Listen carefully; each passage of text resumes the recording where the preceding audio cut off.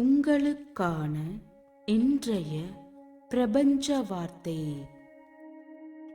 நீங்கள் ஒரு விஷயத்தை நல்லதென்று நினைத்திருக்கிறீர்களா இல்லையா என்பதை பற்றியோ, அது வேண்டும் என்று விரும்புகிறீர்களா இல்லையா என்பதை பற்றியோ ஈர்ப்பு விதி சட்டை செய்வது இல்லை.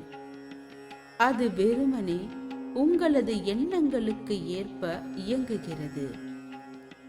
உதாரணமாக, நீங்கள் உங்களது கடன் தொல்லைகளை பற்றி சிந்தித்து கொண்டு அதற்காக நொந்து கொண்டிருந்தால், இத்தகைய சமிக்கைகளைத்தான் நீங்கள் பிரபஞ்சத்திற்கு அனுப்புகிறீர்கள்.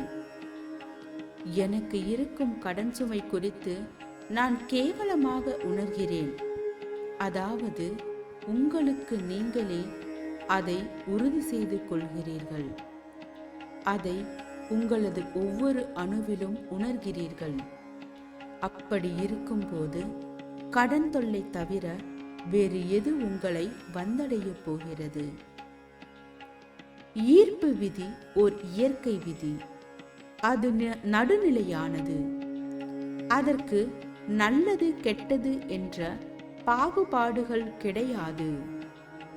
அது உங்களது எண்ணங்களை பெற்றுக்கொண்டு அதை உங்களது வாழ்க்கை அனுபவங்களாக உங்களுக்கே திருப்பி அனுப்புகிறது.